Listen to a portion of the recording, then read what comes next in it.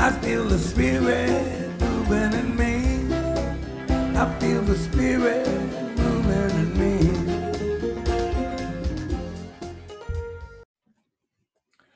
Aloha and welcome to Unity Church of Maui's Sunday service.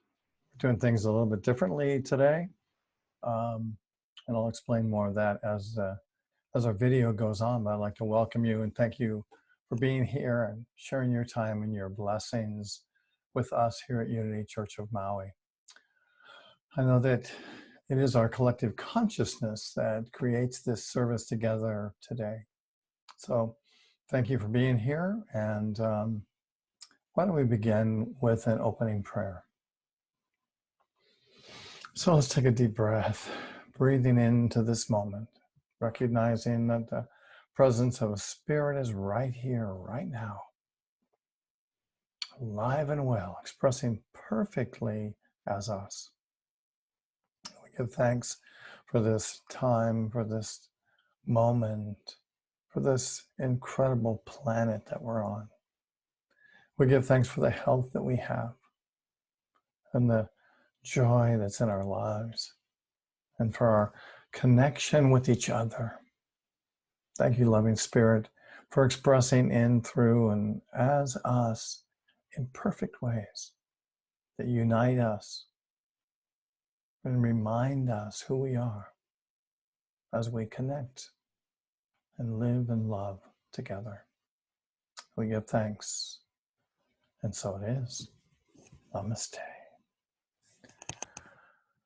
Well, today's service will be an abbreviated one, and we want to keep it short and simple, and I hope you enjoy it. I thought it'd be nice to start with the daily word today. So the daily word for today is power. I take dominion over my thoughts, words, and actions. The power of God protects me. The power of God protects me. Today I hear this with renewed understanding. This line from James Dillard Freeman's prayer for protection, I can look at it in a growing awareness of oneness with my source. I realize that the power of God works through me and as me rather than simply for me. I employ divine power by choosing words that affirm the truth of who I am, that I am a spiritual being. As I navigate the valleys and peaks of my human experience, by expressing my power, I am claiming dominion over my words and thoughts. I affirm statements of truth while releasing negative thoughts and ideas. I think and speak with the authority of my Christ presence. And from the book of 2 Timothy, chapter 1, verse 7, the author wrote, "For God did not give us a spirit of cowardice, but rather a spirit of power and of love and of self-discipline." I like that. I'd like to tell you a story today. You might be aware of it. Maybe you've heard it before, maybe not. It's one of my favorite stories. And it's titled The Bricklayer's Insurance Claim. The bricklayer writes to his insurance company, "Dear sir, I'm writing in response to your request for additional information. In block 3 of the accident form, I put poor planning as the cause of my accident. You ask for a fuller explanation, and I trust the following details will be sufficient. I am a bricklayer by trade. On the day of the accident, I was working alone on the roof of a new 6-story building. When I completed my work, I found I had some bricks left over, which then weighed more than 500 pounds. And rather than carrying the bricks down by hand, I decided to lower them in a barrel by using a pulley which was attached to the side of the building on the 6th floor. Securing the rope at ground level, I went up to the roof, swung the barrel out, and loaded the bricks into it. Then I went down and untied the rope, holding it tightly to ensure a slow descent of the 500 pounds of bricks. You will note on the accident reporting form that my weight is 160 pounds. Due to my surprise at being jerked off the ground so suddenly, I lost my presence of mind and forgot to let go of the rope. Needless to say, I proceeded at a rapid rate up the side of the building. In the vicinity of the 3rd floor, I met the barrel, which was now proceeding downward at an equally impressive speed. This explains the fractured skull, minor abrasions, and the broken collarbone as listed in section 3. Slow down slightly, I continued my rapid ascent, not stopping until the fingers of my right hand were 2 knuckles deep in the pulley, which I mentioned in paragraph 2 of this correspondence. Fortunately, by this time, I had regained my presence of mind and was able to hold tightly to the rope, in spite of the excruciating pain I was now beginning to experience. At approximately the same time, however, the barrel of bricks hit the ground and the bottom fell out of the barrel. Now devoid of the weight of the bricks, the barrel weighed approximately 50 pounds. I refer you again to block number 11 as to my weight. As you might imagine, I began a rapid descent down the side of the building. And in the vicinity of the 3rd floor, I met the barrel coming up. This accounts for the 2 fractured ankles, broken tooth, and severe lacerations on my legs and lower body. Here my luck began to change. The encounter with the barrel seemed to slow me down enough to lessen my injuries when I fell on the pile of bricks, and fortunately, only 3 vertebrae were cracked.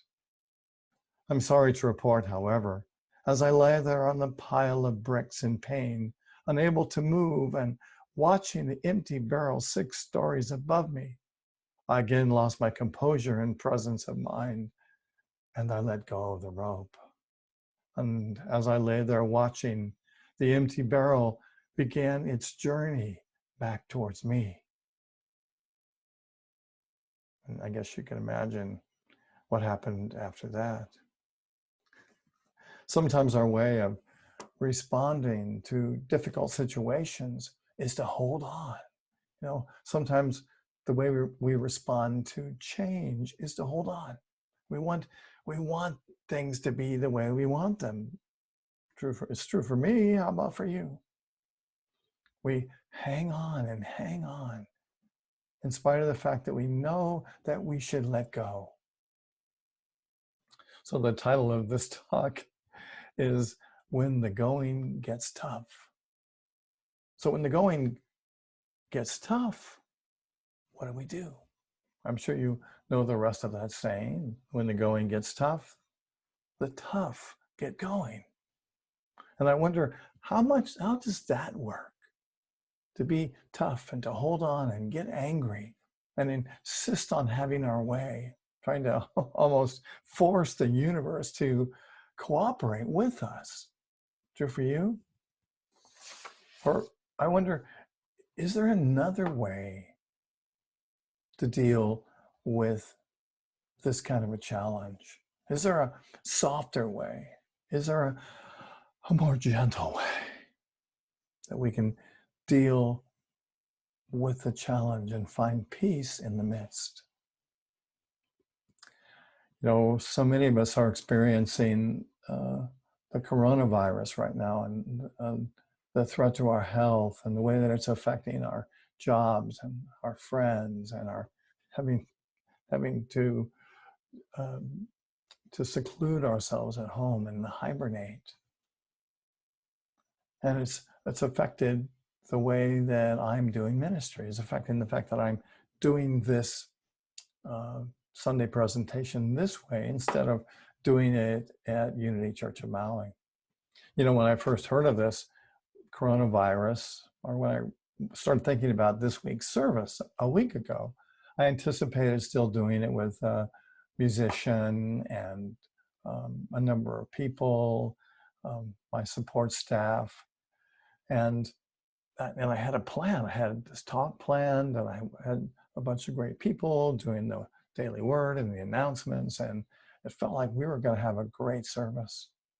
And then as the news about the virus spread and the potential difficulty of even just being near somebody and having their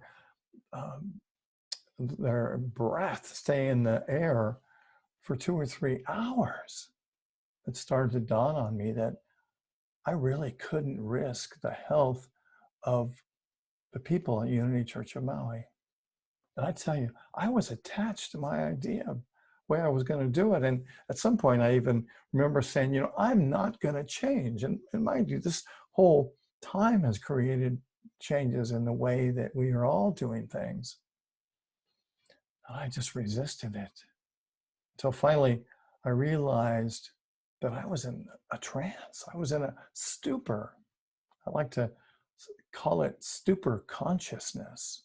You know, it's like when we get so ingrained in having to have things our way, in a sense, we enter a stupor and we become unconscious. You know, things happen in life. Life happens, things happen. And it seems like if we fight with what is happening, in a sense, we're fighting with God. We're fighting with spirit. If we're fighting what is. Is it really possible to fight with what is? And how does that make us feel? I know for me, it makes me feel tense and anxious and sometimes angry and disappointed. The Buddhist monk Ajahn Chah wrote, there are 2 kinds of suffering. There is the suffering that you run away from, which follows you everywhere. And there's the suffering you face directly, and in doing so, become free. I love that. You know, suffering comes when we have to change our thinking. We have to change our to-do list, or we have to change our actions. We have to change our feelings. And we get stuck and we suffer because we don't want to change. And it's that resistance that is creating the difficulty for us. So how do we get to a place of moving from stupor consciousness to super consciousness? And by super consciousness, that's that place in us where we are connected to the truth of who we are, where we're connected to that Christ self, that Buddha nature, that highest essence of who we are. And when we can get to that place, then I think we are really living an enlightened life. Because it seems to me to be enlightened means that we're able to move through the difficult times and flow with the energy and the activity of life and not resist it. You know, the Buddha said that pain is inevitable, suffering is optional. Wow. And we suffer every time we want something other than what is. That's when suffering begins. You know, and change is inevitable. And suffering is optional. This lifetime provides us a multitude of opportunities to change. You know, and I really think that all the things that we are up against and then we deal with in our lives are really opportunities for us to become aware. to become more present, to become more loving, more powerful. Change is inevitable, but suffering is optional. Suffering happens when we try and keep things the way they are and not flow with the change. You know, we're addicted, maybe I should say I'm addicted to making conclusions about things and trying to decide why things happen. And that's really kind of crazy making, isn't it? Because if you think about it, what difference does it make why things happen?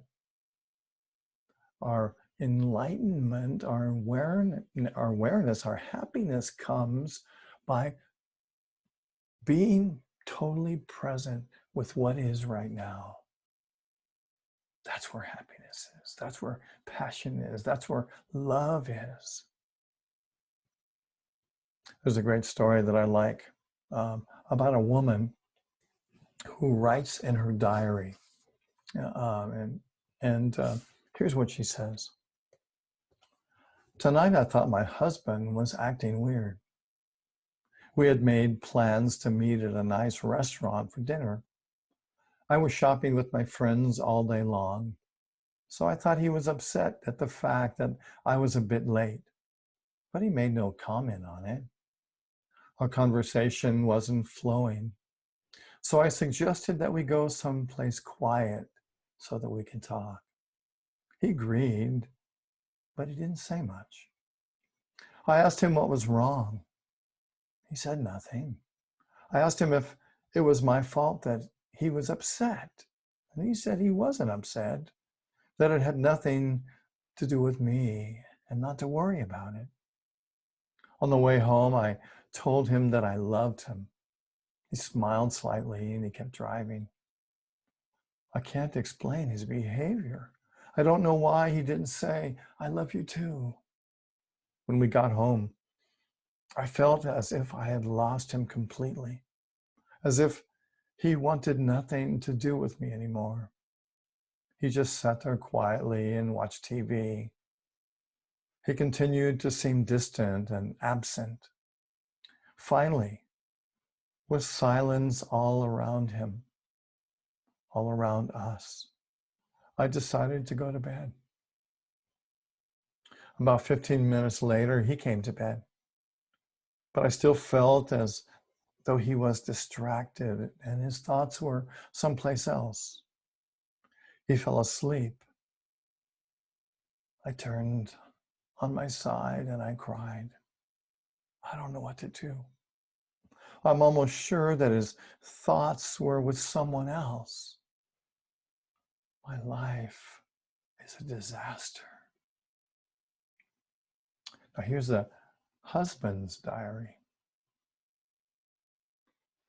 A 2-foot putt. Who the hell misses a 2-foot putt? Isn't that what we do? We imagine our world. We come to conclusions and we draw conclusions that are often so wrong. When the going gets tough, the tough get going? The tough get upset? The tough get forceful? The tough get angry? The tough get frustrated? The tough try and force the universe to give them what they want, try and force other people to give them what they want, try to get out of themselves what they want? By being tough, by fighting, by resisting. The tough sometimes jump on somebody else, get angry at somebody else. You know, if we look at all of the wars on our planet and all the difficulty in our relationships, and I think that can often come by our own frustration with hanging on too long and trying to make things happen the way we want. Sometimes when we're coming from stupor consciousness, we're like the bricklayer. And we try to grab on and hold on to that rope, right? To be in control of what's happening. When the going gets tough, the tough let go. I love that. When the going gets tough, the tough let go. So here are some ways that we can do that. And the first one is to recognize when you're stuck, to recognize when you feel stuck, you feel angry, if you feel disappointed, when you realize that you're disappointed with the way things are in your life. That's really what suffering is, isn't it? So realize when you get stuck and just say, wow, interesting. Okay, I'm stuck. Isn't that great? So I have an opportunity to move beyond this stuckness. And the second thing we can do, and one of the best things always, is to pray. And just turn towards that higher awareness within yourself, that Christ presence, that Buddha presence, the open to the universe. And just say, what is it I can know? What is it I can know or be to experience peace and love and light? How can I find my peace, my truth in this and be empowered by this? And the next thing that we can do is to remember the old visualization days. Did you ever have those where you just really in meditation or in the quiet and just visualize that you're able to let go of all that you're holding on to? Imagine you can let go of the situation or the anger or the person or even what you perceive as your own limitation, and just really to feel the tenseness and the difficultness, and just to let that go. Just rise up and let it go. Just imagine that it's moving up away from your body and out into space, out into the universe, out into the nothingness. And the next thing we can do is to accept what is. Just accept what is. Just accept that your life, this moment, is what it is right now. In a difficult situation, just to realize this is what it is. This is what I have on my plate right now. And even to bless it, and to give thanks for it. You know, when we recognize something, when we release it, and when we can even acknowledge our fear and love it, it transforms it in the moment. So we can just let it go. And it, just by the sense of being recognized, our fear dissipates. Because really, our fear is a defense mechanism. It's kind of the nature's protector. And it's here to say, pay attention. And then as soon as we pay attention to it, it goes away because it's done its job. And then we can breathe and we can be at peace. And we can let go of the rope. I'd like to read you something that I found in an old daily word this week. And it's titled, Let Go of the Rope. I let go and let God guide me to my good. I realize that by letting go and letting God, I am surrendering control over my life. In truth, letting go and letting God is a positive step towards regaining control of my life. When I let go, I release fears and concerns that may inhibit me. When I let God, I allow divine inspiration to flow through me, to show me the way that I should go. By letting go and letting God, I am assured that I am taking the right actions at the right time. When I let go and let God, I release the need to always be in control. I no longer reach out in desperation for God. Rather, I trust that through unlimited love, God is always reaching out to me. And I am filled with a peace that passes all understanding. When I let go and let God, I am guided to my good. I let go and I let God, and I am guided to my good. Affirm that with me. I let go and I let God, and I am guided to my good. And so it is. Namaste. So let's take just a moment to tune within and spend a short time in meditation together. I invite you to close your eyes, breathing in and breathing out, and just relax into this moment, and to feel the peace that passes all understanding, and to know that the loving presence of God is right here with us, guiding us through this challenging time. And if we consider this time with our super consciousness, perhaps we can see a way to know that the light is coming through this moment and is bringing healing into our lives.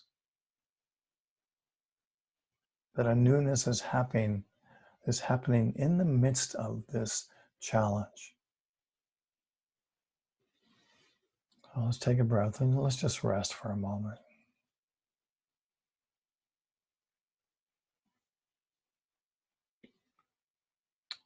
Thank you, loving Spirit, for this truth that sets us free. We give thanks in the name and through the power of the living presence of God. And so it is. So I'd like to invite you to give a love offering to Unity Church of Maui and to support us and the work that we do, even though we're closed in a sense. Our expenses are still there, our mortgages and our staff. And so I'd like to encourage you to give to us. And you can do that by writing a check and sending it in, or you can go to our website at www.unityonmaui.org. And on the first page, there'll be a donate button. So with that in our consciousness, let's affirm our affirmation of prosperity together. And that is, through a grateful, giving heart, my mind and life overflow with the abundance of God's all-providing supply. And so it is. Amen. I've got just a few announcements to make. Let me see. At Unity Church of Maui, we are doing a program that we're calling Earth Care, and we're doing what we can to reduce our waste and to recycle. And if you get our newsletter and you read our newsletter, you'll find some things that we're doing currently to reduce our carbon imprint and to keep us in an environmentally healthy place. And we have an affirmation for this week, and that affirmation is, I bless the earth, and the earth blesses me. Let's say that together. I bless the earth, and the earth blesses me. We know that is true. There won't be a midweek meditation at Unity Church of Maui this week. However, it'd be wonderful if you took that time from 12 to 12:30 to perhaps do what we do, to read Daily Word and to spend the rest of a 30 minutes in the silence. It'd be great to hold a healing thought this week in your meditation. And join us for that. Also, let's see, what else do I have here? On next Friday, this coming Friday, March 27th, we're going to do a Zoom call at 7 p.m. I'm calling it Friday Night Spiritual Zoom. It'll be 7 o'clock this coming Friday night. Opportunity for us to connect, to support, and inspire each other. And if you're interested in how to do that, I'll post some information right here in this video.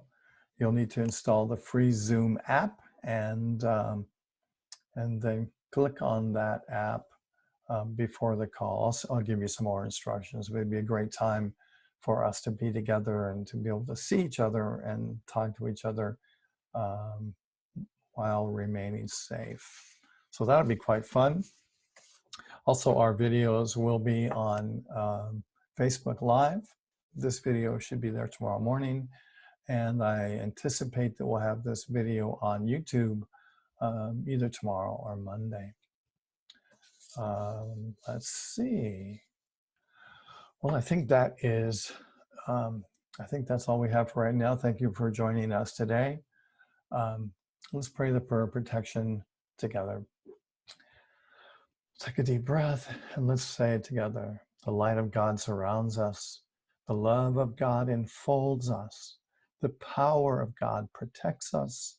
And the presence of God watches over us. Wherever we are, God is. And so it is. Amen. Mahalo to you. God bless. Have a great week. See you next time. Aloha. Where I live,